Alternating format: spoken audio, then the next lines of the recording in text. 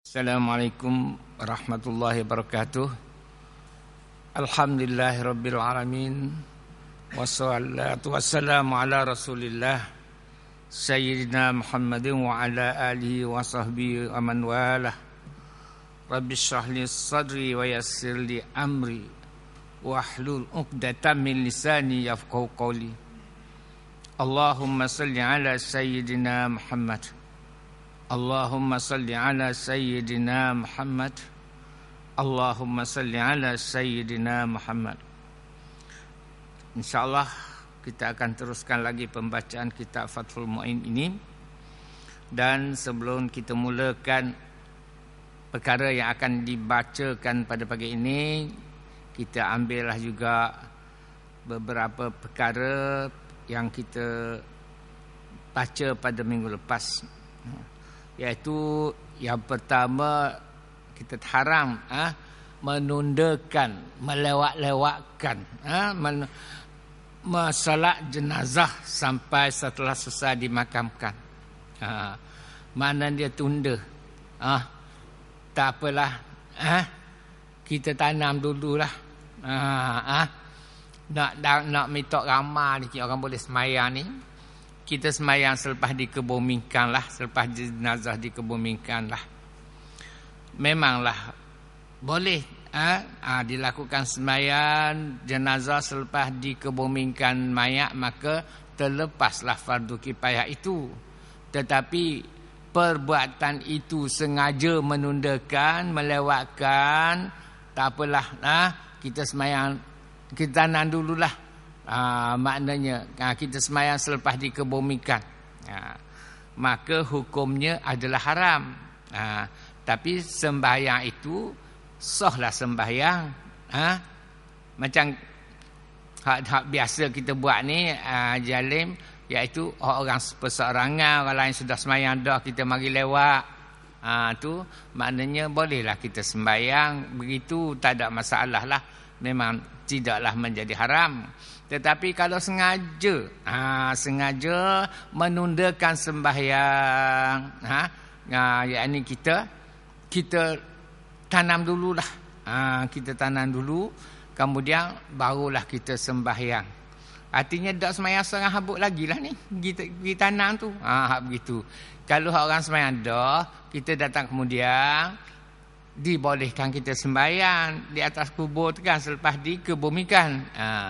Itu tak ada masalah. Tetapi sekiranya menundakan, haram menundakan penyelenggaraan solat jenazah. Penyelenggaraan atas sekali itu, minggu lepas, mana hukumnya haram. Kita tanam dulu baru nak buat sembahyang jenazah. Maksudnya sembahyang ni tidak dilakukan sembahyang oleh siapa-siapa lagi sebelum dikebumikan. Mana hak setelah dikebumikan itulah sembahyang yang pertama yang hendak dilakukan kepada jenazah itu. Sengaja menundakan, maka hukumnya adalah haram. Tetapi sembahyangnya sah. Sembahyangnya sah, hukumnya adalah haram. Bahkan menundakan seperti itu menyebabkan gugurnya kefarduan salat jenazah. Bila buat sembahyangnya sah dan gugurlah fardu kifayah di atas kita ni menunaikan solat jenazah. Tetapi perbuatan kita itu sengaja menundakan nak sembahyang jenazah selepas dikebumikan, perbuatan itu adalah haram. Dan dia wajib kena sembahyang. Tak, wajib kena sembahyang. Jadi perbuatan sembahyang selepas dikebumikan itu adalah hukumnya haram. Tapi wajib kena sembahyang, hendaklah disembahyangkan. Dan bila disembahyangkan, terlepaslah fardu kifayah itu. Tetapi akibatnya pula,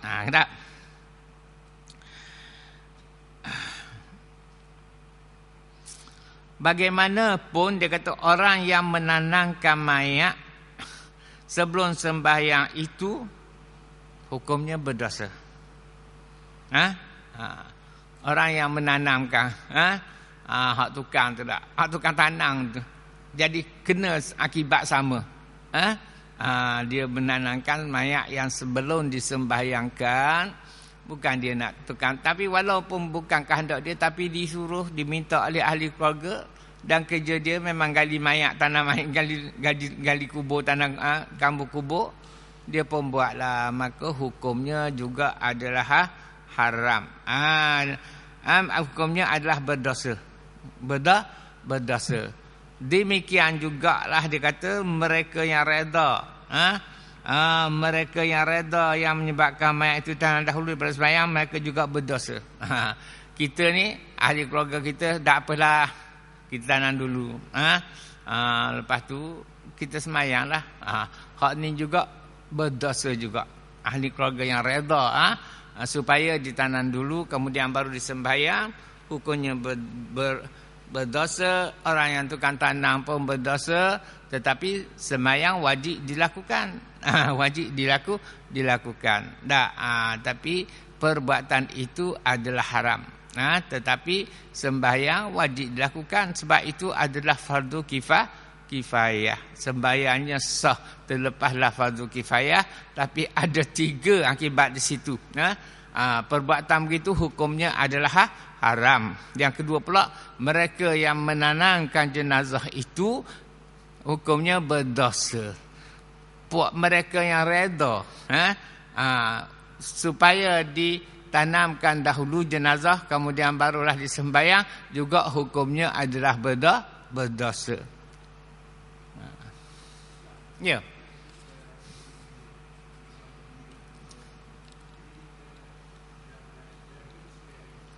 Ya.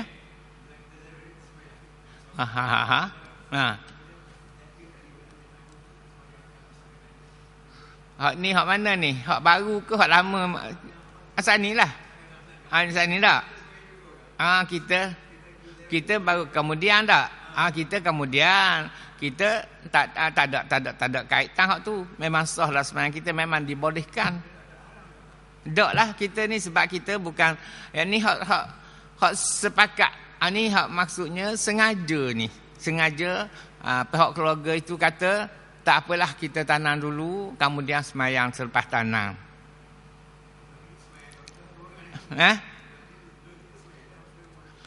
Tak maksudnya tak ada seorang lagi lah ni. Dah sembahyang dah walaupun seorang, lepas dah fardu kifayah. Tak apalah hak tu. Perbuatan tu tidak apalah. Maknanya hak sembahyang kemudian pula ni. Hak ni sengaja haram menunda tu. Menunda. Ayat dia bagi yang pertama. Tengok. Haram menunda menyelenggarakan solat jenazah sampai setelah selesai dimakamkan, barulah nak sembahyang. Jangan beza tu, ada beza dah, artinya tak ada seorang pun buat sembahyang ni, terus kita tanam. Kemudian nak sembahyang lepas tanam, maka perbuatan itu adalah haram. Tapi sembahyang kena wajib sembahyang. Jenazah wajib disembahyangkan. Bila disembahyang, lepaslah fardu kifayah. Tapi perbuatan itu jatuhnya haram. Berlainan kalau seorang pergi sembahyang dah rumah, lepas dah fardu kifayah, tanam, ramai-ramai bagi sembahyang semula, tak ada masalah lah. Sebab yang selepas pada fardu kifayah tu jatuhnya sunat. Pahalanya sama, jatuhnya sunnah. Ada beza sikit tu. Tapi yang macam dia kata, orang kita pun mari, kita pun sembahyang kata. Tak? Orang sudah mari kita sembahyang kata. Ini kita tidak masuk dalam bahagian permuafakatan, persetujuan untuk melakukan demikian. Dan memang kita tu dianggap sebagai orang yang mendirikan salat jenazah selepas dikebumikan, hukumnya adalah boleh. Ada beza sikit lah. Ya?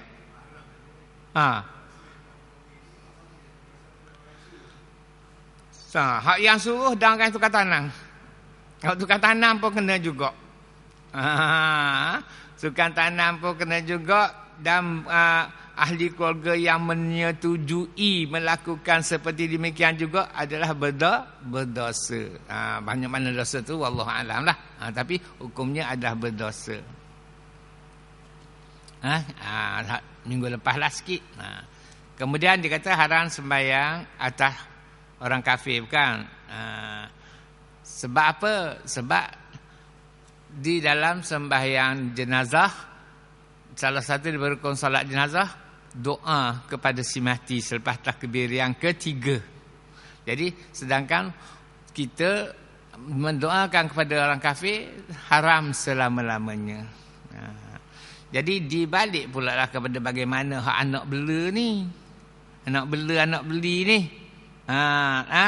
Hukum yang asal, anak bela, anak kafir, anak Cina hak kita beli tak. Hukum yang asal, walaupun budak tu kita duk ngucap sok bodoh pun kita ajar, ataupun dah dia ngaji sekolah sahih pandai semayang dah pun, tetapi kalau mati sebelum balik, kalau mati sebelum balik, hukum yang asalnya haram juga disembahyangkan. Tetapi ada takwilnya, ada pendapat mengatakan maknanya dikiaskanlah, anak itu sebagaimana hamba kepada tuan.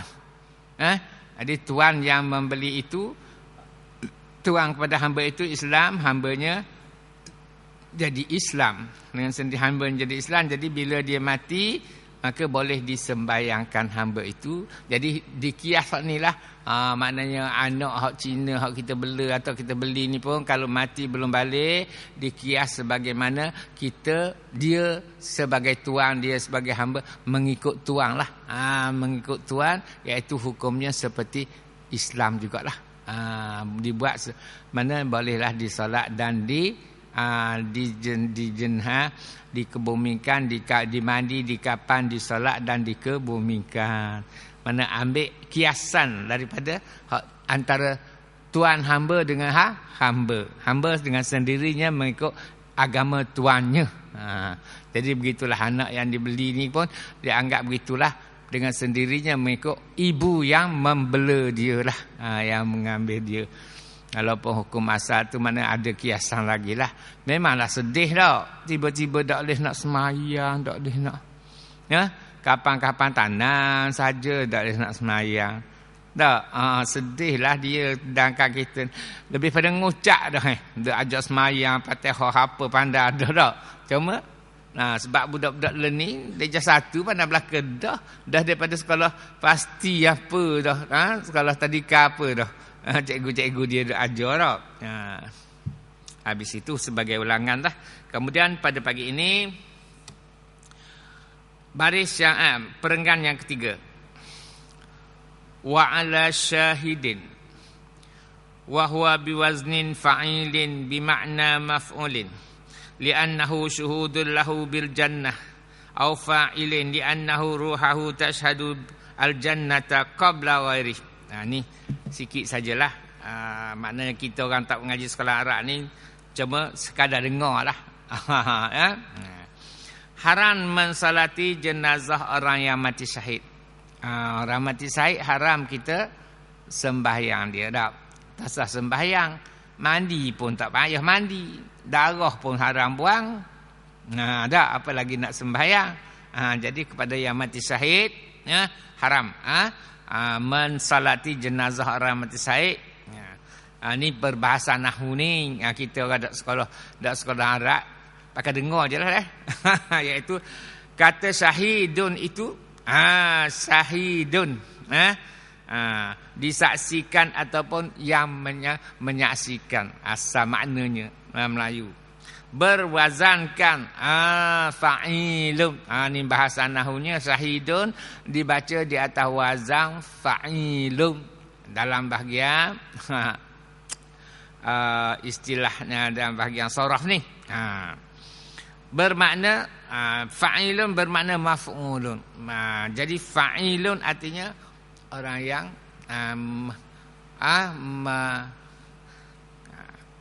maf'ul, tapi dengan makna maf'ulun, yang kena buat.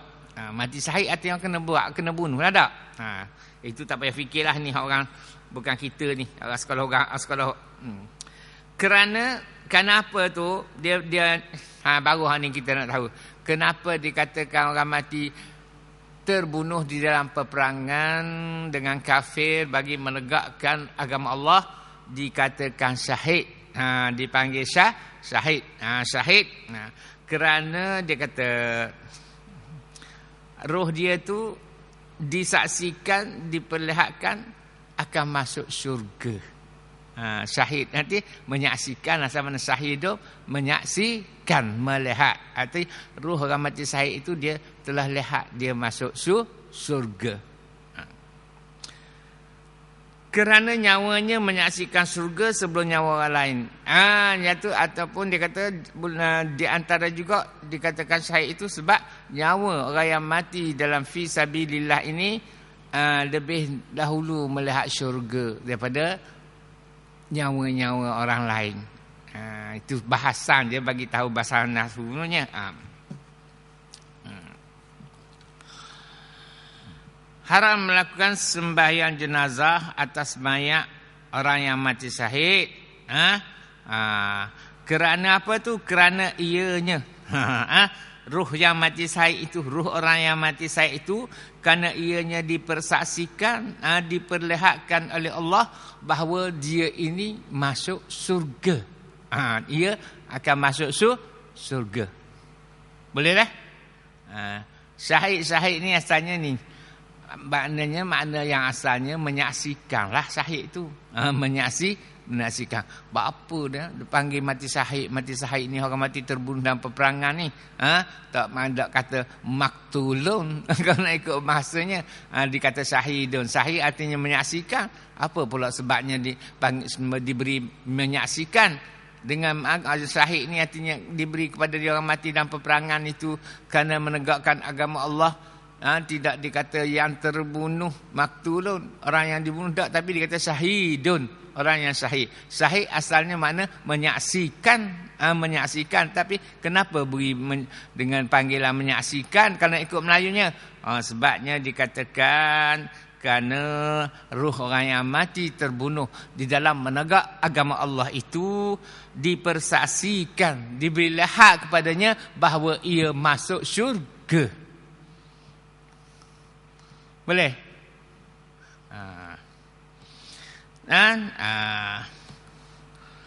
Ataupun dengan makna fa'ilun, syahidun, syahid, iaitu menyaksikan. Kerana rohnya menyaksikan surga, ataupun kerana rohnya menyaksikan surga sebelum daripada orang lain daripadanya. Jadi puak-puak ni lah dahulu menyaksikan surganya. Puak-puak roh orang mati syahid dahulu. Inilah yang lebih dahulu menyaksikan, melihat, menyaksikan surga sebelum daripada orang lain, ruh orang lain melihatnya. Itu saja.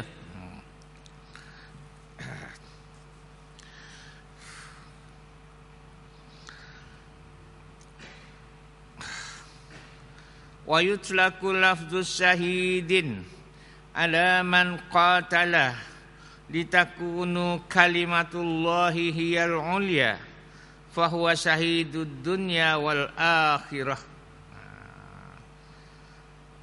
Kata syahid bisa diterapkan. Bisa maksa endon kita boleh lah kan.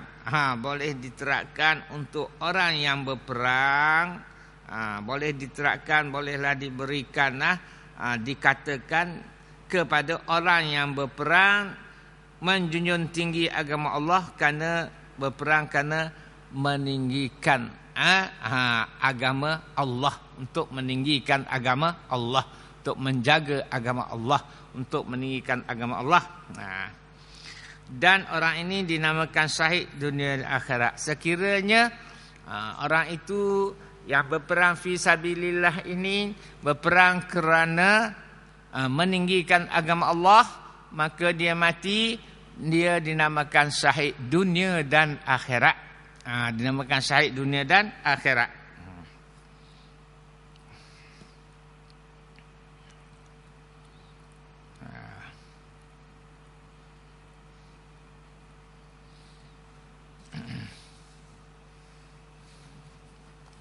Okey.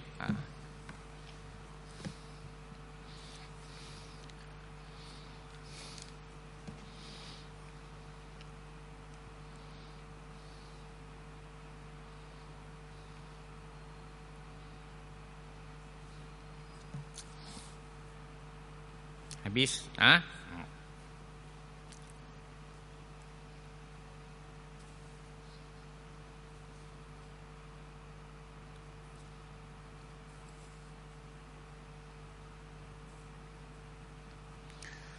Wa ala man qatala linihwi himyatin fahuwa syahidud dunya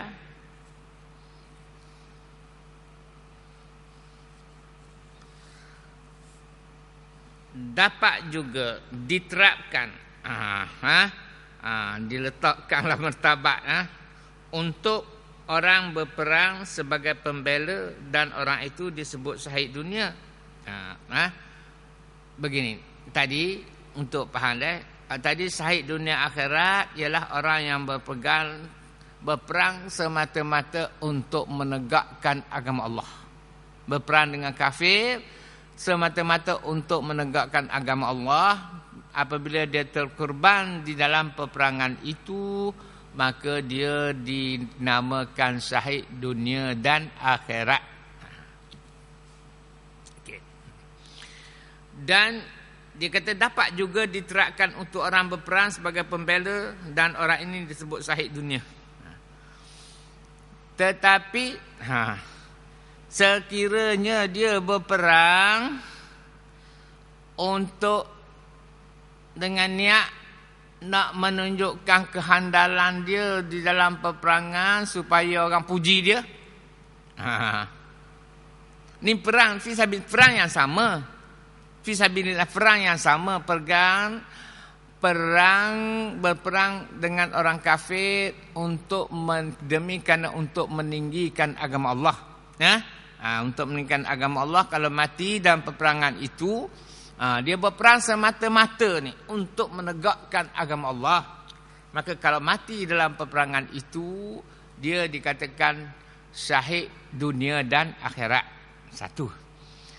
Tetapi sekiranya orang yang dalam peperangan yang sama juga, perang dengan kafir juga, perang untuk mempertahankan agama juga, tapi dia pergi perang ada niat kerana nak menunjukkan kehandalan dia. Nak menunjukkan kehandalan dia, nak menunjukkan kehandalan dia, nak suruh orang puji dia. Nak tunjuk kehandalan dia berperang, nak suruh orang puji dia, dalam peperangan sama, maka tiba-tiba dia mati juga terbunuh. Mati terbunuh. Dalam peperangan itu, maka dia dikatakan syahid dunia saja. Hukumnya adalah syahid dunia saja. Sebab lari pada niat tu. Hak yang pertama, berperang semata-mata untuk menegakkan agama Islam, meninggi kalimatullah. Hak ini yang kedua ni, dia berperang melawan kafir juga, untuk menegakkan agama. Tetapi dia niat ada, dia berperang ni memanglah berperang kafir, tapi dengan tujuannya untuk nak menunjukkan kepada orang tentang kehebatan dia berperang melawan musuh, nak suruh orang puji dia ke, ataupun sengaja memang nak tunjuk dia ni handal dalam peperangan, tiba-tiba mati. Mati itu pada hakikatnya adalah syahid dunia saja. Syahid dunia saja. Ada beza jali dua tu. Tetapi walaupun begitu, di dalam pengurusan jenazahnya, walaupun dia syahid dunia, tapi oleh kerana lihat pada zahir memanglah dia berperang dengan kafir untuk pada zahirnya untuk menegakkan agama Islam lah. Pada zahirnya, walaupun pada hakikatnya hati dia tu ada niat lain, maka pengurusan jenazahnya juga dilakukan sama seperti orang yang mati syahid dunia dan akhirat. Boleh cikgu? Cikgu Man, boleh? Ya? Boleh tu? Boleh dah? Beza dua tu.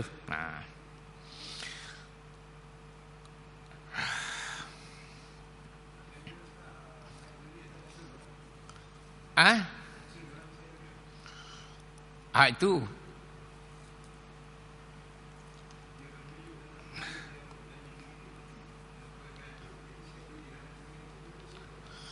Tapi kalau nak ikut perkataan sahih, makna perkataan sahih tadi artinya yang menyaksikan, ruhnya menyaksikan syurga je. Itu hak Allah Subhanahu Wa Taala lah. Tak, maknanya kata, tapi bila kata dia itu syahid, tapi syahid, tapi oleh kerana kalau nak ikutnya dalam mempertahankan tu sama-sama mempertahankan, tak, sama-sama nak menegak. Tapi hak ni lawan kafir, hak ni lawan sama juga. Tapi hak ni kerana menegakkan agama Allah lah. Tapi hak ni dia ada niat nak menunjukkan kehandalan dia. Dia pergi berperang itu kerana nak menunjukkan kehandalannya supaya dipuji supaya orang tahu dia ni pandai berperang, tiba-tiba mati pada zahirnya dia tu mati syahid, sama juga dunia akhirat juga pada zahirnya tak. Tapi pada hakikatnya dia adalah mati syahid dunia saja. Syahid dunia saja tak. Kalau nak ikutkan begitulah, syahid dunia saja ni dia tak terus ke syurga, cuma terlepas daripada azab kubur lah. Kita tengok.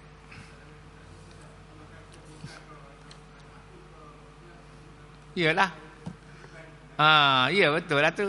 Bila kan, kalau kita tengok pada syahid-syahid dunia yang lain tu memanglah tak dimasukkan syurga, coba terlepas daripada azab kubur.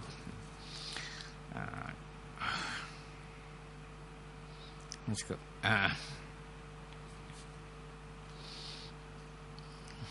Tengok tak? Maka orang yang mati dari berperang dengan kafir bagi meninggikan kalimatullah, menegakkan agama Allah, ia adalah syahid dunia dan akhirat. Habis. Dan orang yang mati dalam berperang sabilillah juga pada zahirnya. Ni hak yang kedua ni. Pada zahirnya berperang fi sabilillah ada. Dan pada pandangan manusia. Walhal pada hakikat sebenarnya ia mati berperang misalnya kerana semangat berani berjuang. Pada hakikatnya dia untuk menunjukkan semangat berani dia berjuang, nak menunjukkan kehandalan dia berjuang. Pada zahirnya mati seperti mati syahid yang lain juga dalam peperangan itu, tapi dengan sebab dia tu ada niat kot lain. Niat kot lain, nak menunjuk kehandalan, bukan semata-mata kerana nak menegakkan agama Allah, tetapi nak menunjukkan kehandalan dia berperang pada orang. Misalnya kerana semangat berani berjuang, maka ia adalah syahid dunia. Syahid dunia. Tapi di segi pengurusan jenazahnya pula, maka mayat itu tidak dimandikan, sama saja dengan syahid dunia dan akhirat. Tidak dikafankan, bahkan tidak disembahyangkan. Kerana apa tu?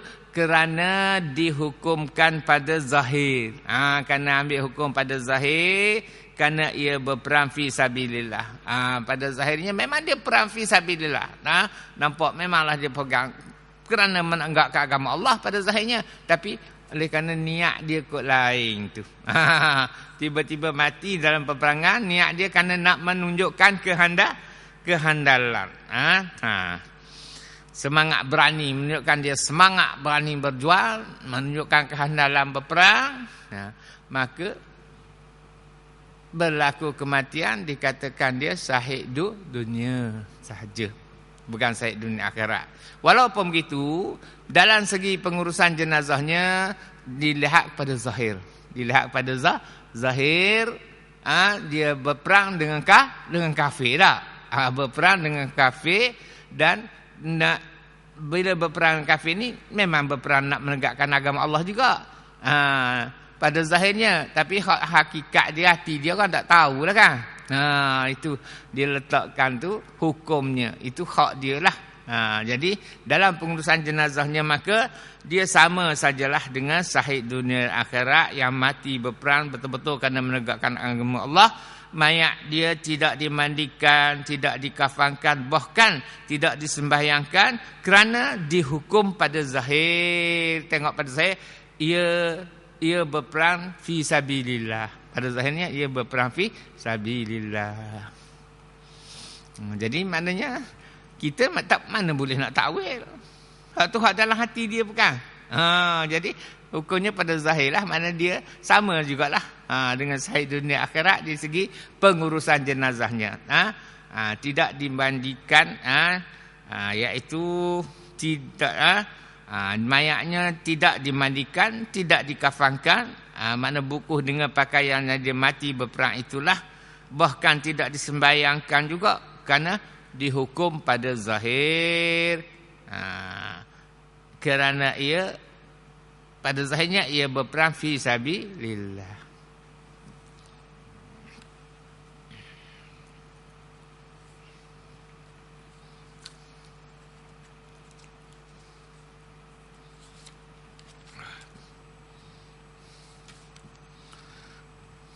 Habis.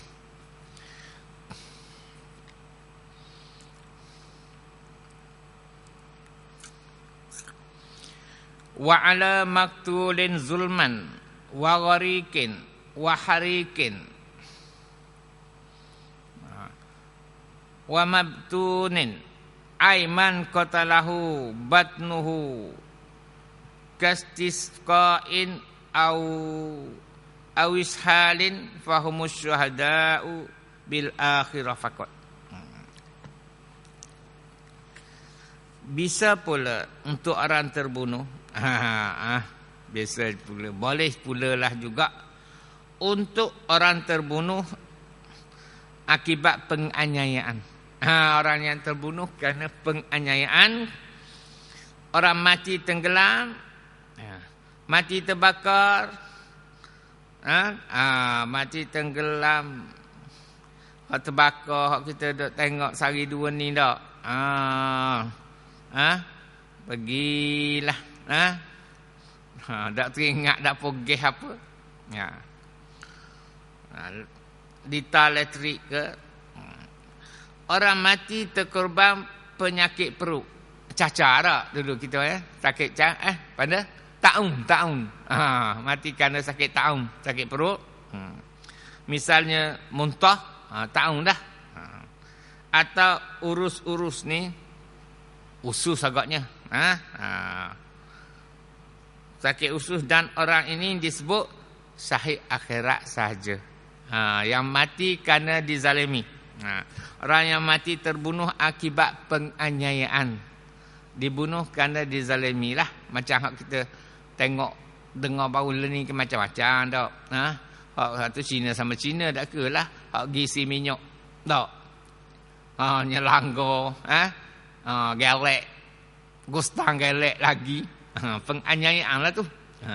Kalau walaupun katakan kita ni orang Melayu jatuh begitu dan dibuat oleh orang kafir, pun dikatakan mati bukan penganiayaan. Maka hukumnya adalah syahid akhirat sahaja.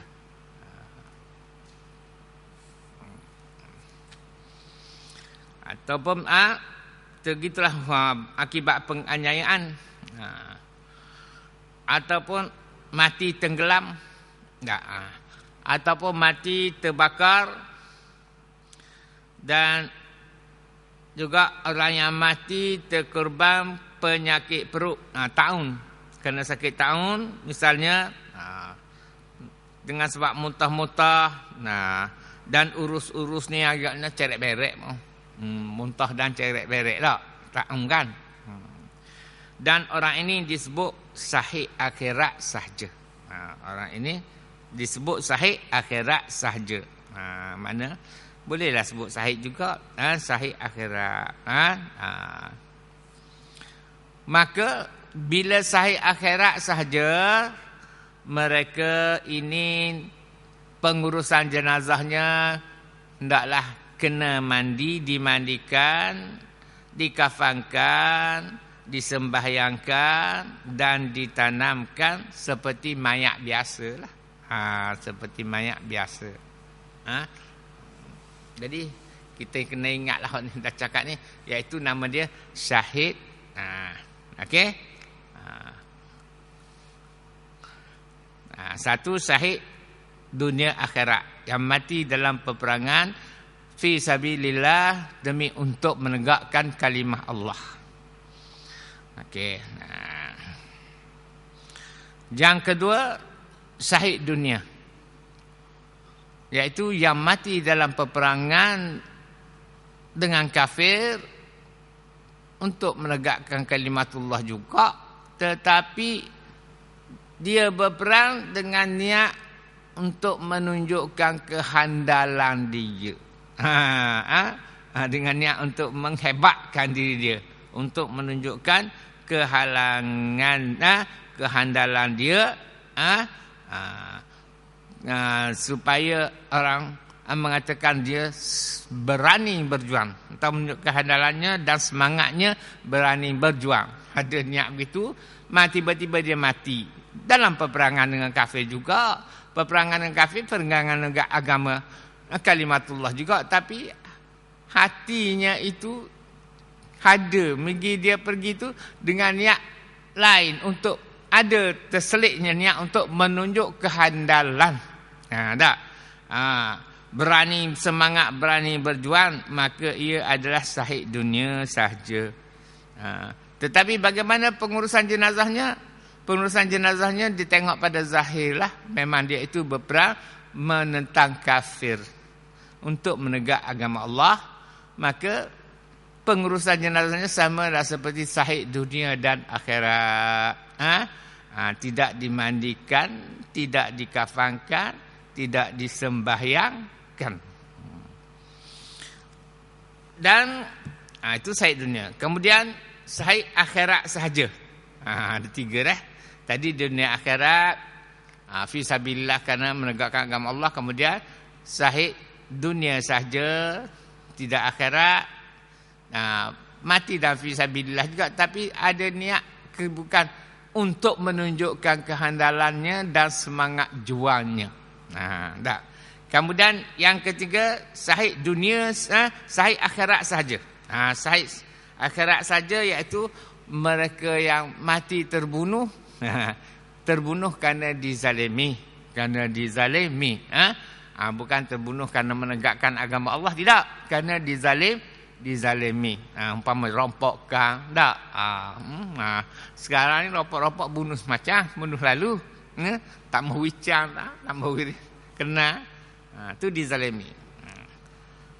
Ataupun mati tenggelam, tenggelam. Tak. Lah ni hak kereknya hak indung mati tenggelam. Indung kerek. Zaman kita ni jarang dah, sebab perahu motor besar-besar dah pergi ke laut. Zaman dulu, motor kecil-kecil ke laut piabah, banyak juga tenggelam. Ada yang mati juga. Atau yang mati terbakar. Kita sekarang ni sering dengar mati terbakar tak? Mati terbakar. Baru ni di pondok, yalah Kota Baru baru ni tak, pondok hafal Quran juga. Dulu di Datuk Keramat pun sengaja dibakarkan, dikhianati, matilah terbakar. Atau mati kerana sakit perut, seperti sakit cerah mutah, iaitu apa dia panggil benda kita, taun.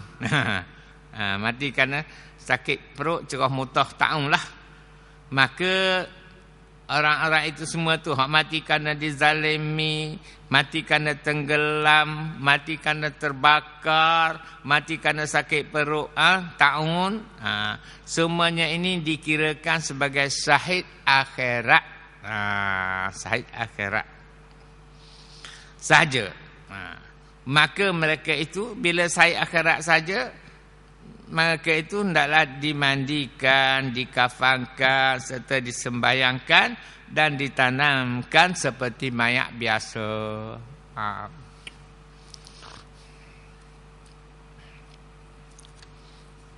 Jadi kita orang maling, kita kena ingat syahid akhirat sajalah. Kau banyak berlaku. Kalau orang tanya kita, ini mati syahid. Oh, ya syahid. Tak erti pula kita ni syahid dunia akhirat. Hari ni kita ingatlah tu.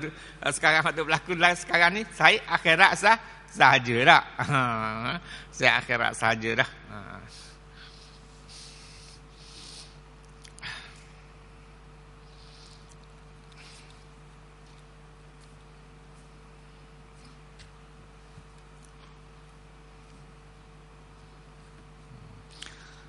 Jadi karuslihi. Jadi hukumnya samalah. Ai syahid. Okey. Habis. Karuslihi ai syahid.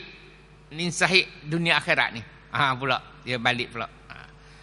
Karuslihi ai syahidi walau junuban di annahu sallallahu alaihi wasallam lam yusil qatla Uhudin.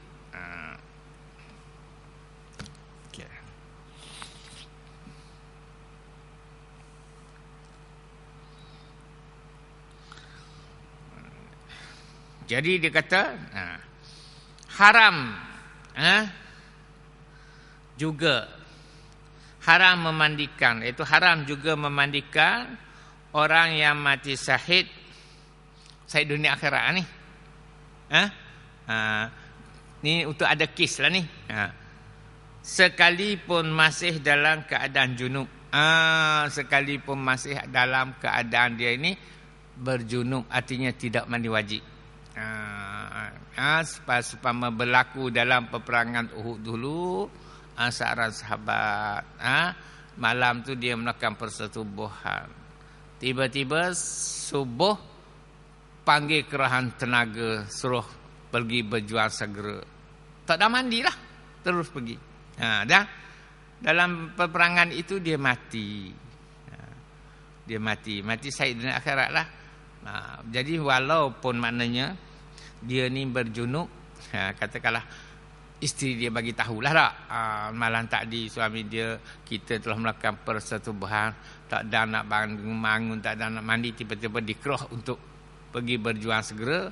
Jadi orang tahulah suami dia itu mati dalam keadaan berjunub. Walaupun begitu, oleh kerana dia tu mati fi sabilillah, maka haram juga memandikan orang mati itu. Haram juga mandikan orang mati syahid sekalipun masih dalam keadaan junub. Sebab apa tu? Dia ambil daripada Nabi SAW sama sekali tidak memandikan syuhada di perang Uhud.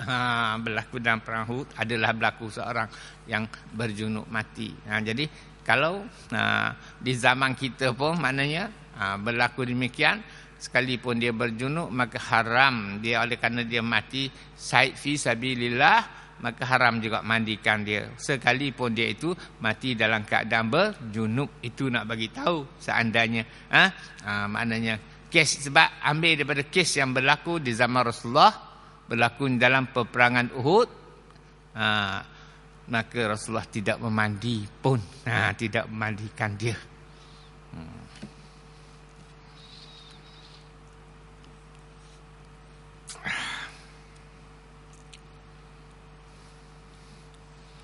Okey, sikit lagi.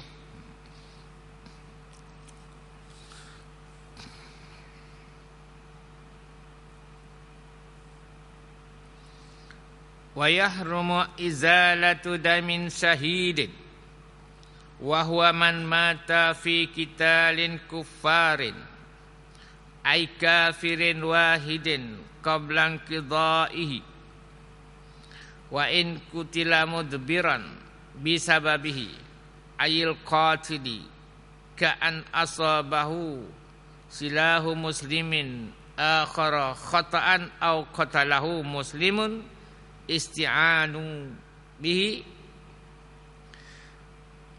aw taradda bibi'rin hala qitalin aw juhila ma tabihi wa illam yakum bihi atrudam. Haram mencuci darah, membersihkanlah mayat si mati tadi. Mencuci darah orang yang mati syahid. Haram kita membersihkan. Tak mandi pun maknanya pergi basuh darah dia. Pun haram juga. Bagi yang mati syahid. Itu. Haram mencuci darah. Tadi bagus dengar dah mandi tak boleh mandi. Ni walaupun tak mandi nak cuci darah saja pun nak buang, haram juga hukumnya. Haram menyuci darahnya orang yang mati syahid. Ni mati syahid dunia akhirat lah ni. Ya, syahid fi sabilillah. Orang mati syahid yang dimaksud di sini ialah orang yang gugur di medan peperangan melawan orang-orang kafir. Itu maksudnya orang mati syahid itu maksudnya orang yang gugur di medan peperangan di dalam melawan orang kafir. Maka kalau dia mati memang kita tahu tak payahlah dimandikan, tetapi membersihkan darahnya juga adalah haram hukumnya. Itu nak bagi tahunya. Membersihkan darahnya juga adalah haram hukumnya.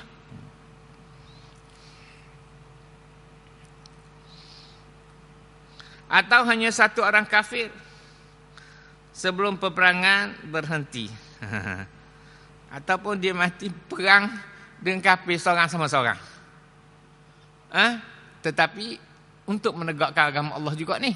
Tak. Tiba-tiba mati. Syahid dunia akhirat juga dia.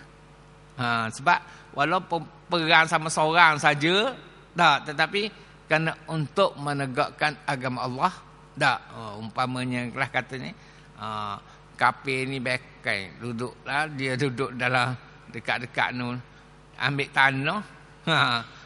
Kafir sebelah, dia sebelah. Tiba-tiba kafir ni mari serang, kalau mesti ikut agama aku, kalau tidak aku bunuhmu. Walaupun sama seorang, dia pun mempertahankanlah lah. Bukan kerana dia kata mesti masuk agama aku. Tak. Kalau tidak aku bunuh. Jadi dia mempertahankan dirinya, tapi tidak mau, kerana tidak mau menurut kehendak kafir untuk meninggalkan agama Islam. Suruh masuk sama seorang lah. Tiba-tiba terbunuhlah Islam itu. Walaupun sama seorang, tapi demi menegakkan agama Allah, maka juga dikatakan syahid. Itu nak bagi tahunya.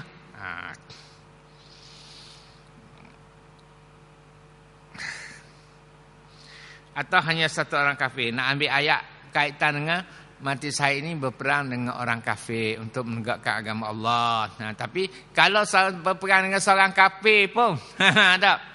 Kalau berperang dengan seorang kafir pun, maka mati pun mati syahid jugalah. Walaupun sama seorang, tapi kerana menegakkan agama Allah.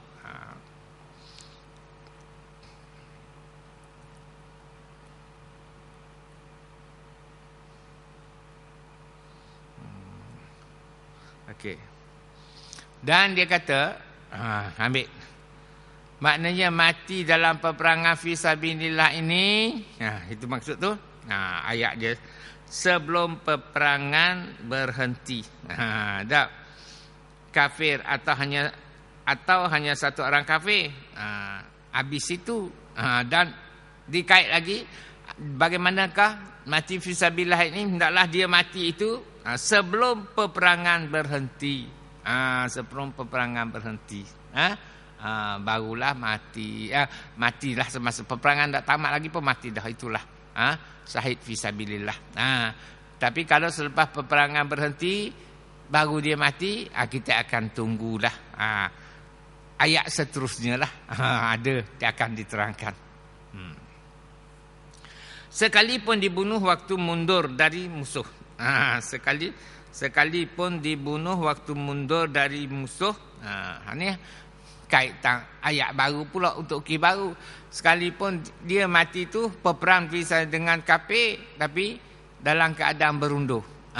Sebab ni apa dia kuat sangat. Puak kafir ni kuat sangat. Puak muslim ni tak kuat. Mengundurkan diri, tapi tiba-tiba terbunuh dengan panah ke apa ke, Sekalipun begitu, tapi maknanya peperangan tak tamat lagi. Masih tapi diserang oleh orang kafir. Orang kafir lebih kuat, lebih ramai. Jadi maknanya dia pengundur lah. Sekalipun mati dalam mengundurkan diri, tiba-tiba datang kafir terus tikang ke ataupun panah ke, maka juga dikatakan mati syahid. Itu tak ada berapa jenis itu tu. Habis. Dibunuh waktu mundur dari musuh sebab peperangan tersebut. Dan sebab peperangan fisabilillah lah. Misalnya tidak sengaja terkena pedang teman muslim lain.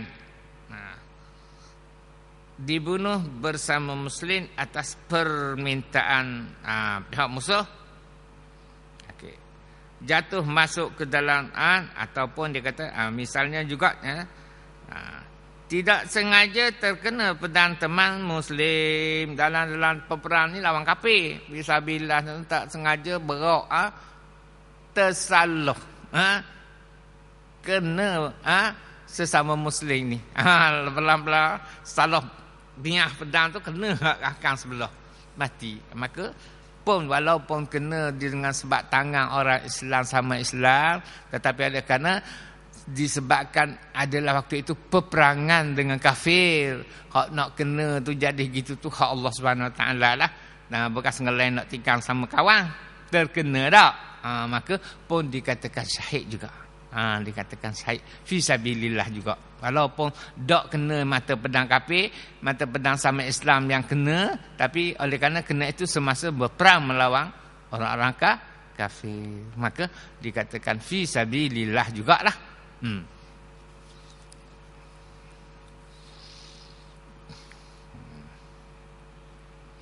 Dibunuh sama muslim atau permintaan pihak musuh.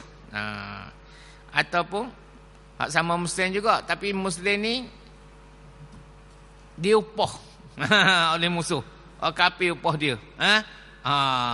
Upah dia perang. Dia masuk belah kafir. Jadi dia bunuhlah. Dia Islam. Tak mestinya jadi kafir. Jadi kafir ni setelah murtad, tapi ambil upah, kafir upah dia. Membunuh pokok Islam ni juga. Dia pun buat ikut kafir suruh pun. Maka jadi kalau nak ikut kira, pedang tu pedang orang Islam lah, yang membunuhnya tangan Islam lah tak. Tapi dia ambil upah kafir upah dia. Maka matilah Islam lawan ni pun dikatakan syahid jugalah. Syahid jugalah. Fisabilillah jugalah. Walaupun bukan ditikam oleh orang kafir, Melayu Islam juga yang menikahnya, tapi Islam yang membelok, yang memasuk di belah pihak kafir. Tak kira lah maknanya.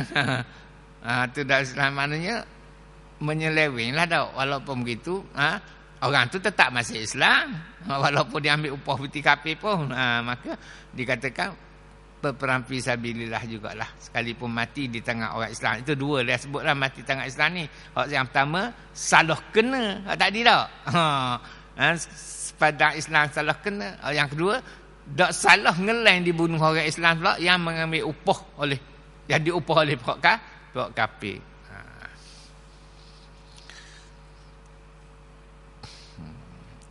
Atau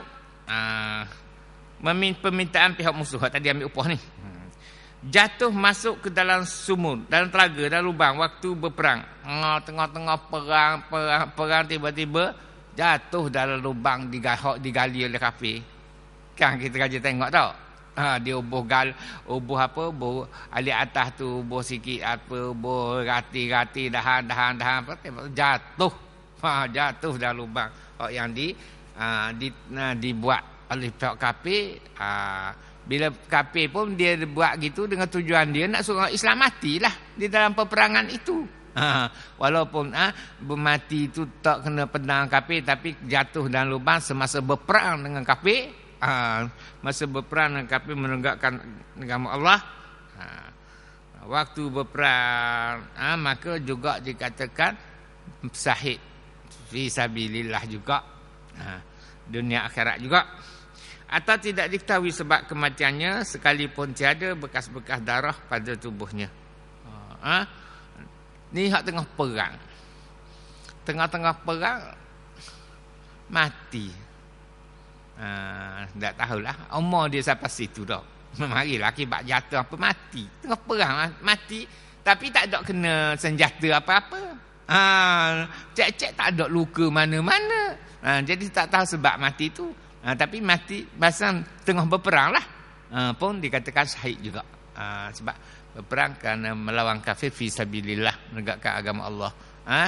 Tiba-tiba mati. Kita boleh fahamlah kematian ni tak. Makna ditakdir daripada awal dah. Kadang dan kadang dia mati begini.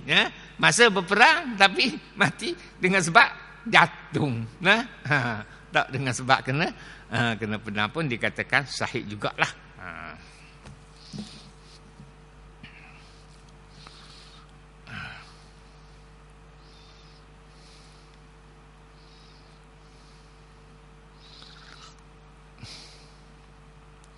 Okey, saya ulang.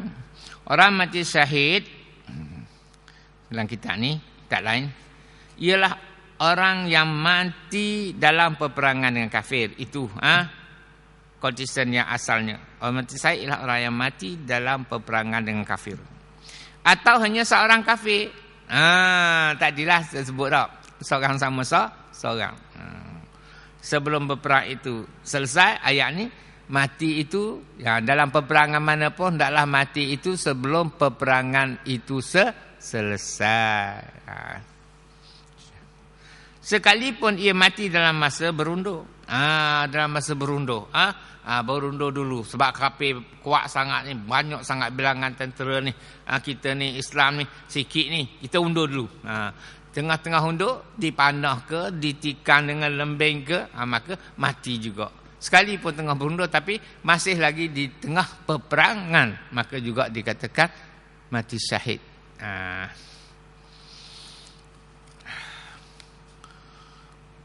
Seperti dan ia mati itu dengan sebabnya. Sebab yakni dengan sebab peperangan juga walaupun sedang berundur, untuk mempertahankan diri bundur pun. Seperti dengan tidak sengaja senjata orang Islam terkena atasnya. Tak sengaja terkena. Macam tadi saya rakyat adalah tangan tu nyebiah. Tetok mari tala ke belah kawang ni. Mati. Walaupun mati di tangan orang Islam, tapi oleh kerana mati dalam peperangan menentang kafir pun dikatakan syahid juga. Walaupun yang membunuhnya itu Muslim. Kerana berperang itu sebab apa? Peperangan itu adalah peperangan melawan kafir. Dan tidak dikirakan bahawa secara khusus yang membunuh itu orang Islam. Tak kiralah secara khusus yang membunuh itu orang Islam. Dan tidak dikira bahawa secara khusus yang membunuh itu orang Islam. Adapun kalau orang itu tidak terbunuh dengan tersalah dari senjata orang Islam, adapun kalau orang itu tidak terbunuh dengan tersalah dari senjata orang Islam, ataupun tidak terbunuh dengan orang kafir, minta tolong sama Islam, maka orang yang mati itu tidak dikira syahid dunia akhirat.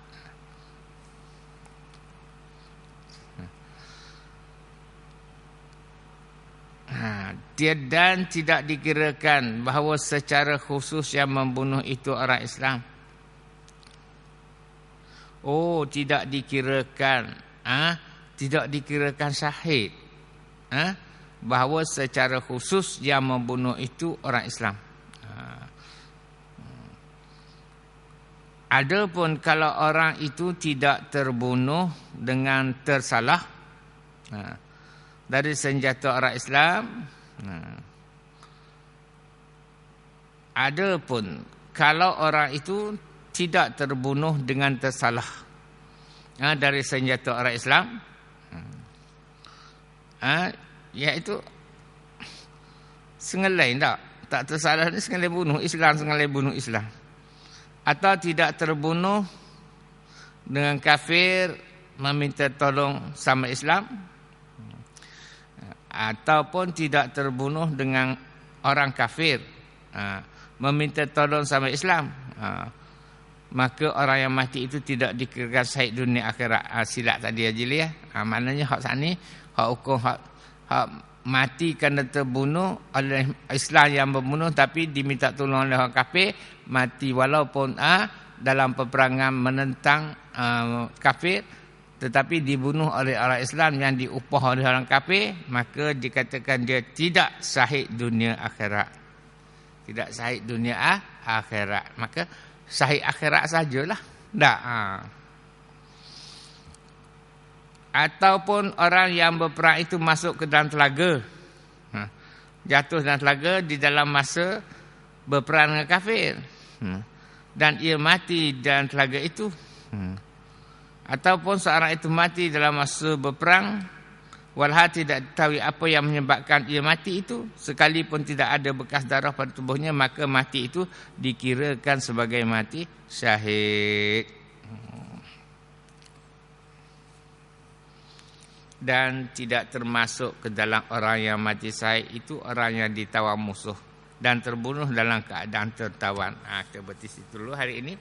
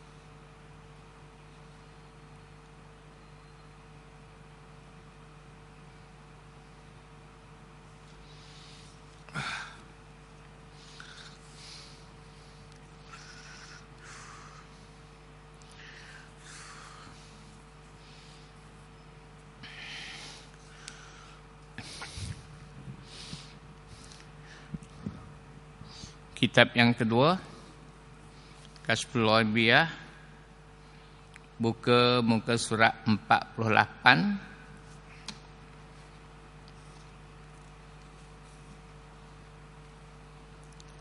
Baris yang kedua daripada atas.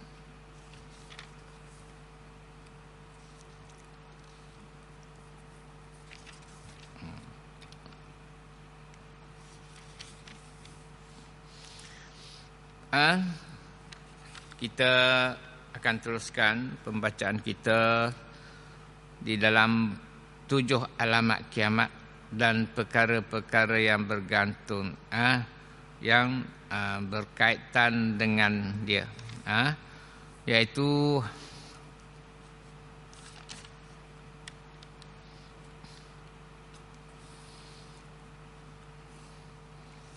kita telah dengar pada minggu yang sebelumnya, iaitu Rasulullah telah menunjukkan bahawasanya kiamat ini telah dekat dah. Telah dekat dah. Baginda mengibaratkan antara kiamat itu, iaitu dengan zaman. Di zaman baginda itu seperti telunjuk dengan jari tengah. Begitulah, rapat dekat dah. Nak berlakunya kiamat itu. Kemudian pada pagi ini, dan telah menyebut oleh Al-Arif Asy-Sya'rani, berkata ia, kata Al-Arif Asy-Sya'rani, telah meriwayat oleh Tirmizi. Hadis diriwayatkan oleh Imam Tirmizi, diambil daripada Sayyidina Ali radhiyallahu anhu, berkata ia, kata Sayyidina Ali, bersabda Nabi sallallahu alaihi wasallam, Rasulullah telah bersabda, apabila berbuat umatku 15 perkara, nescaya turun dengan dia oleh bala. Baginda kata, bila umatku ini melakukan 15 perkara, maka nescaya Allah akan turunkan bala ke atas. Bala ni terkena kesemuanya tak? Dikata orang, dan apa ia ya Rasulullah? Apakah 15 perkara itu ya Rasulullah? Seandainya umatnya, kita ni umat Rasulullah, semua umat Rasulullah melakukan 15 perkara ini, nescaya Allah akan turunkan bala. Lalu sahabat pun bertanyalah, dan baginda pun menjawablah.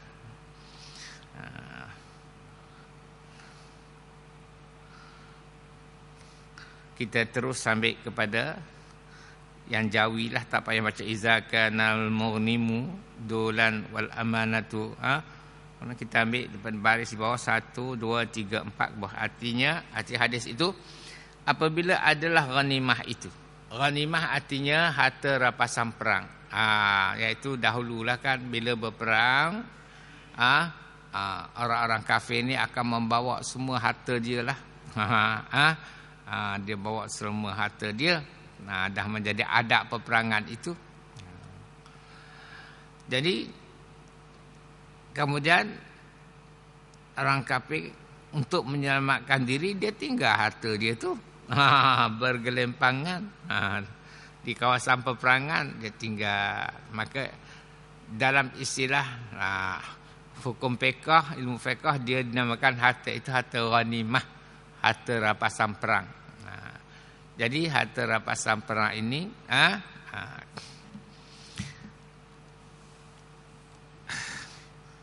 setelah ditolak bagian baginda,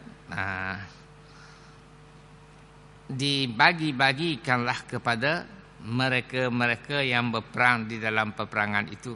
Tetapi sebaliknya harta itu diambil oleh raja-raja. Diambil oleh raja-raja. Bukan sepatutnya yang memiliki sebahagiannya adalah hak mereka-mereka yang menyertai peperangan, tapi tidak. Dirampas oleh yang berkuasa. Dan harta amanah itu jadi rampasan. Dua, harta yang sebagaimana tolong tinggal tempat nak tinggal tolong pegang deh. Ada. Sama ada dengan adik-beradik banyak berlaku begitu. Harta yang amanah itu tumpang tinggal ke apa? Jadi harta rampasan. Macam-macam lah keadaannya. Harta awak ni kecurian lah. Orang naik rumah saya lah. Jadi maknanya seperti perbuatan itu seperti merampas lah hak orang yang memberi amanah pada kita tak? Dan harta zakat dibilang akan rugi.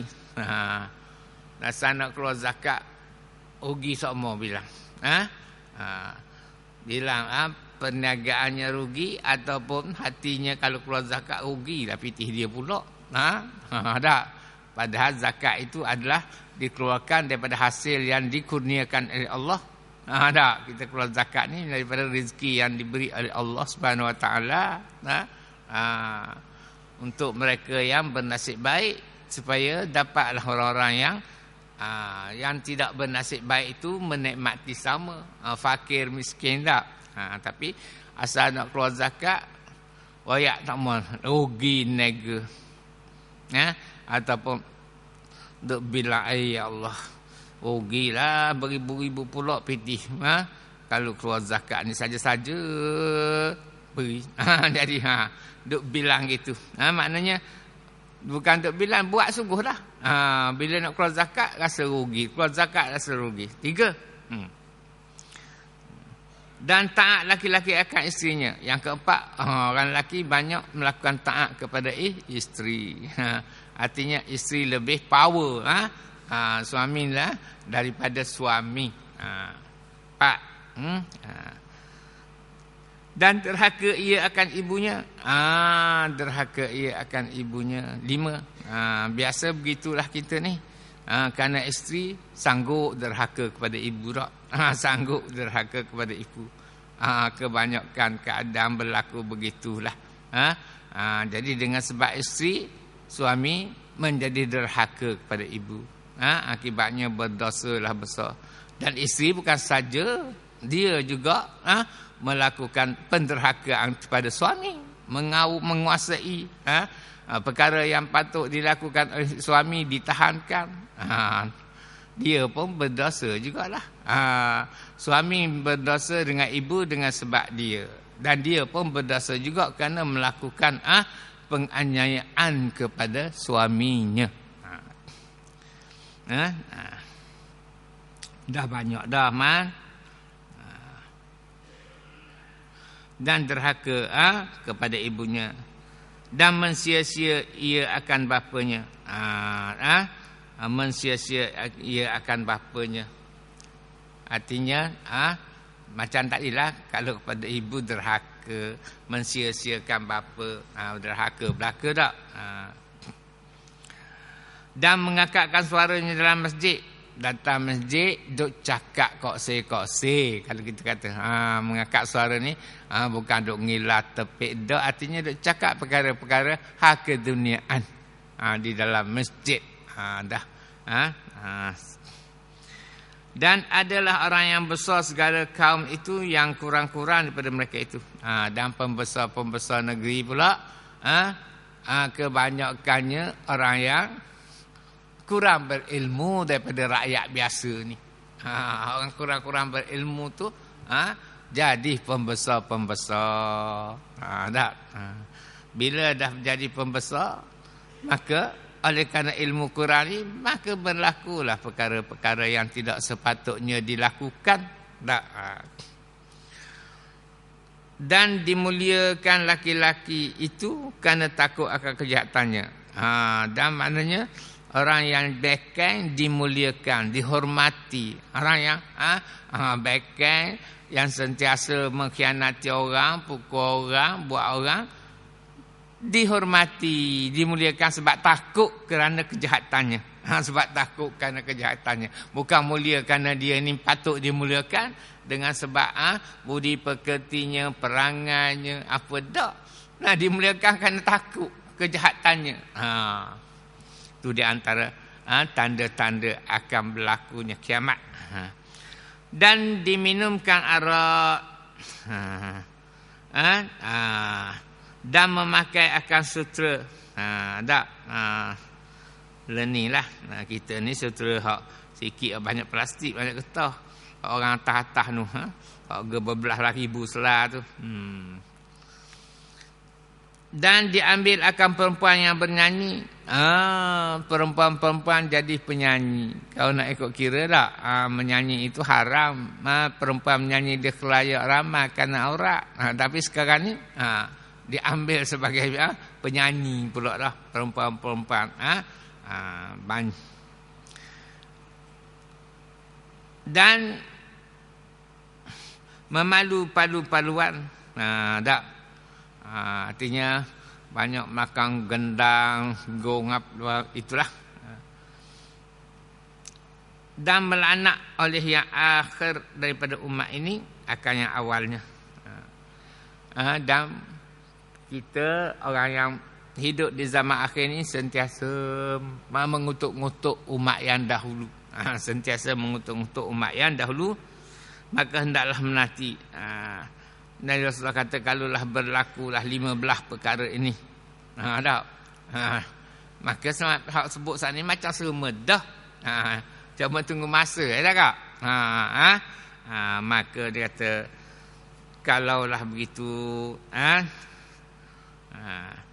melanak oleh yang akhir daripada umat ini, kita orang zaman sekarang ini mengutuk-ngutuk umat yang dahulu akan yang awalnya. Maka kalaulah berlaku dah 15 perkara ini, menjadi sebagai perkara biasa lah kita kata, menjadi sebagai perkara biasa berlaku dengan sewena-wenanya, maka hendaklah menanti oleh mereka itu pada ketika demikian itu angin yang merah. Maka tunggulah, Tuhan akan turun bala dengan angin yang merah. Angin merah artinya angin yang mempunyai wak kepanasan, tak? Mempunyai wak kepanasan. Atau terselam bumi. Banyak berlakunya tsunami, tak? Atau mansuh jadi binatang. Atau mansuh jadi binatang. Bagaimana ni? Tak tahulah.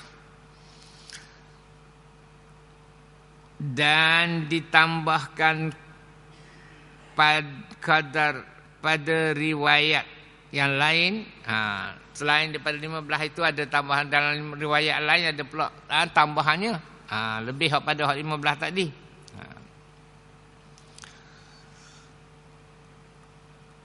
Pada riwayat lain atas 15 tadi, iaitu dan menuntut ilmu kerana bukan mendirikan agama. Menuntut ilmu tinggi-tinggi dalam bidang agama, tapi bukan untuk menegakkan agama, tak. Tetapi matlamat asalnya ada untuk hak lain. Maksudnya ni, kalau menuntut agama tinggi-tinggi, matlamat asalnya untuk menegakkan agama, tapi tidak.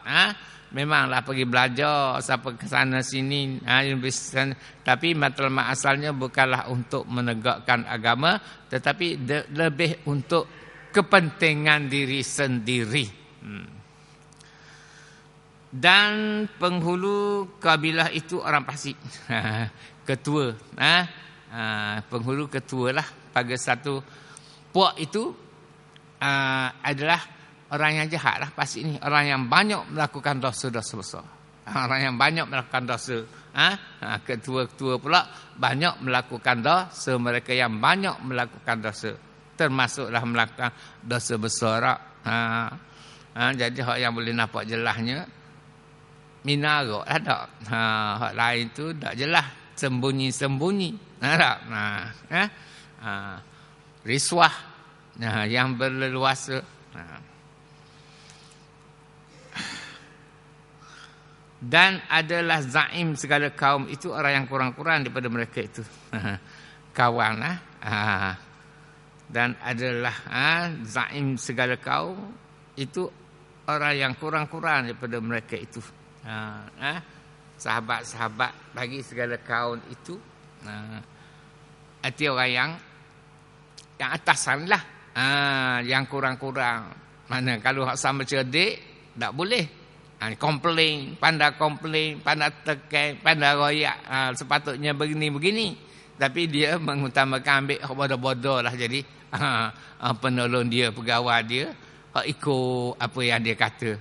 Betul ya, salah pun ya.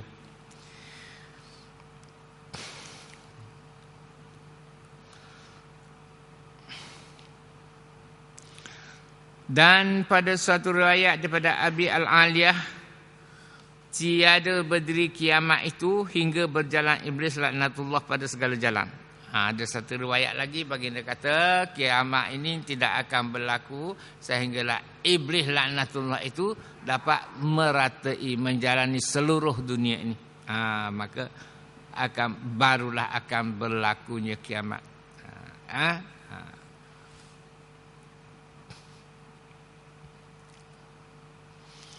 Dan satu riwayat daripada Abi Al-Aliyah, tiada berdiri kiamat itu hingga berjalan iblis laknatullah pada segala jalan dan pada segala pekan.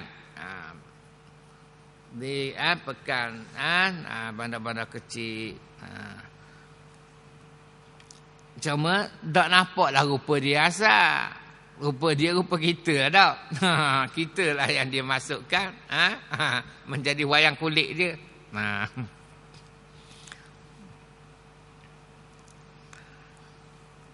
Dan berkata ia telah mengkhabar akan daku oleh Syanu daripada Rasulullah sallallahu alaihi wasallam dengan bagian dan bagian. Banyak menimbulkan hadis-hadis palsu lah. Banyak mengeluarkan hadis-hadis palsu, kata baginda yang mengatakan, itu maksudnya. Mengarang mereka hadis-hadis palsu, mengatakan ini adalah hadis baginda.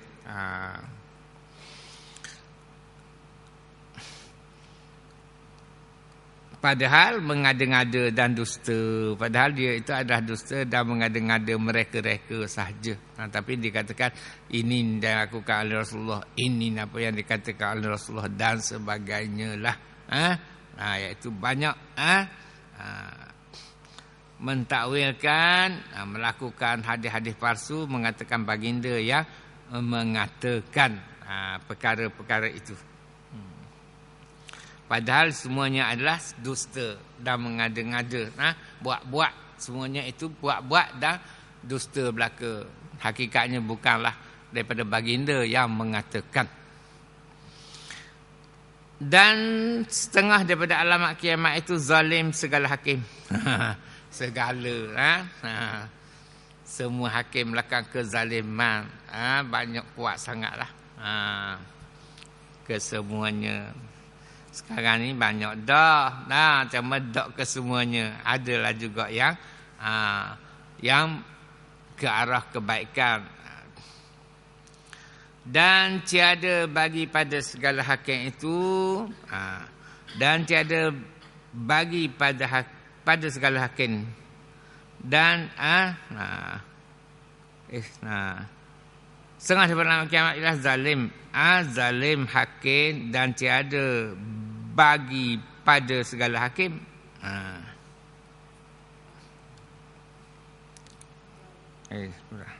Dan tiada baik.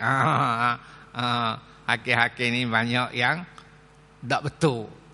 Banyak menjalankan hukum dengan tidak betul. Dan banyak segala harta muzlimah. Banyak harta yang diperolehi dengan cara kezaliman, dengan jalan kezaliman. Dan orang yang mengerjakan dosa, banyak orang-orang yang mengerjakan perbuatan dosa. Dan sedikit amanah, banyak khianat. Begitulah dalam memegangkan satu-satu amanah. Amanah rakyat, tetapi banyak melakukan pengkhianatan terhadap amanah itu.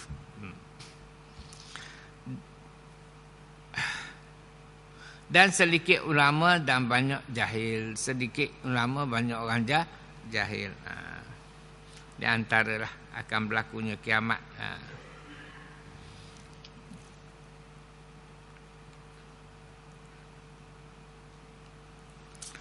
Tersebut dalam hadis bahwasanya Allah Ta'ala tiada mengambil ia akan ilmu itu menanggal daripada hati seorang, dan tetapi dengan sebab mati ulama. Iaitu dalam hadis ada mengatakan bahawasanya tersebut dalam hadis bahawasanya Allah Ta'ala tiada mengambil akan ilmu itu menanggal daripada hati seorang. Itu tidak. Allah Ta'ala bukanlah memadamkan ilmu-ilmu daripada hati seorang. Bangun esok tak teringat, habis benda ni tak teringat, bangun tak begitu. Iaitu tetapi Allah Ta'ala mengambil ilmu itu, menghilangkan ilmu dengan sebab matinya ulama. Dengan sebab mati ulama tidak ada pengganti. Kalau ada pengganti pun tak sama. Hingga apabila tiada tinggal orang yang alim, sehingga orang alim habis dah. Tak ada ulama-ulama mati, penggantinya tidaklah alim. Mengambil oleh manusia ke orang yang jahil lah. Bila orang alim tak ada, manusia pun ambil lah orang jahil sebagai ketua, sebagai bahagian membawa hukum, menyatakan hukum-hukum, maka memfatwalah oleh orang jahil sana, ia diangkat sebagai ketua agama oleh mereka itu dengan tiada pengetahuan pun, maka sesat mereka itu dan menyesatkan oleh mereka itu akan manusia.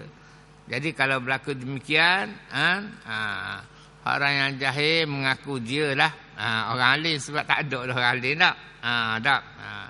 Dan mengetahui bahawa sedangkan dia ketahui memang dia tak patut mengaku dia tu orang alim. Dia tahu diri dia tu memang jahil, tapi dia pergi mengaku.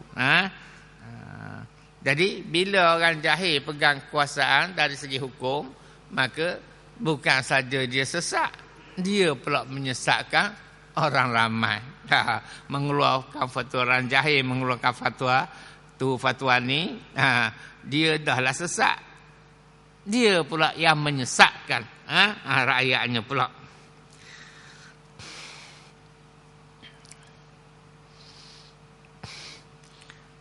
Dan setengah daripadanya tiada laku perjualan pekan. Tiada laku perjualan. Macam ni ada orang niaga kata dah orang belaka, banyak yang tutup, banyak yang penghabisan stok, macam-macam lah ni elannya. Dan sedikit berkat pada segala rezeki. Sedikit berkat pada segala rezeki. Ada bagaimana ni sedikit berkat ni. Piti habis banyak, benda sikit je boleh. Tak learning kalau kita hadapi.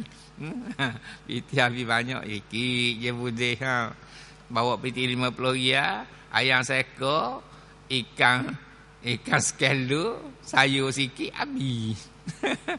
Aduh. Dan banyak mengadu daripada segala manusia. Banyak pula ngacung lah, asup-ngasup. Sedikitlah orang yang engkau dapat akan dia malaikat. Banyak mengadu daripada segala manusia, sedikitlah orang yang engkau dapat akan dia malaikat, dan zahir bagi engkau mengadu. Maknanya sedikit zahir bagi engkau mengadu. Apa yang dia khabar tu rupa-rupanya nak mengadu, nak mengacung. Dan padahal ada sinya barang yang madai ia akan dia. Tak. Ni maknanya gitu jugalah. Mungkin juga nipu ni. Kata dia tak ada, minta tu, minta ni. Banyaklah tak. Minta tu, minta ni. Tiba-tiba boleh kepuk dia belaka. Kita rakyat terlopong.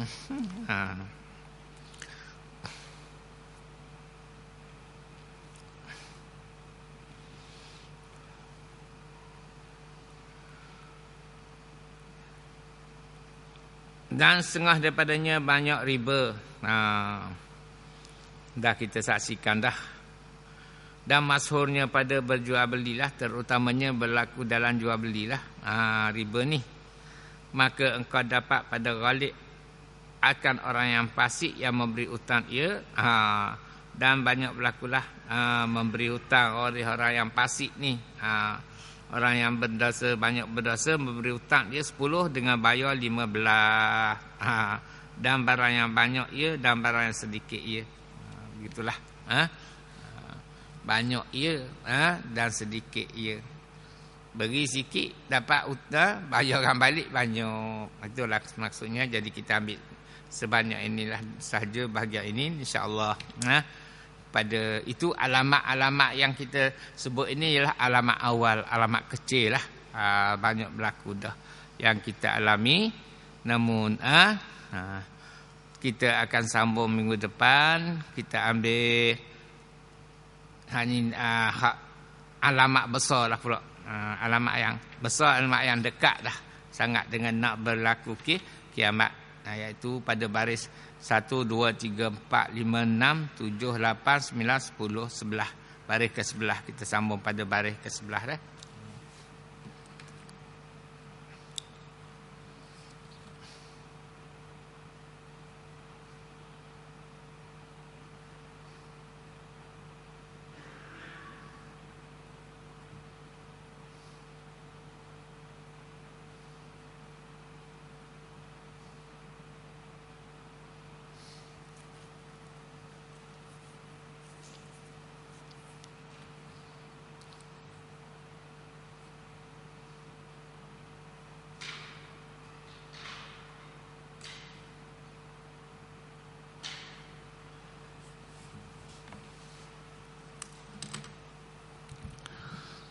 Amin ya rabbal alamin. Bismillahirrahmanirrahim.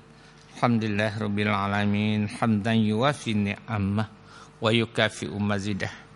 Ya Rabbana lakal hamdu kama yanbaghi li jalali wajhika wa azimi sultanik. Allahumma salli ala sayyidina Muhammadin wa ala ali sayyidina Muhammad. Allahumma ighfir lana dzunubana wa liwalidina warhamhum kama rabbawna shighara. Rabbana atina fid dunya hasanah wa fil akhirati hasanah wa qina azabannar. Wa sallallahu ala sayyidina Muhammadin wa ala alihi wa sahbihi. Walhamdulillahirabbil alamin. Taqabbalallahu minna minkum taqabbal ya karim.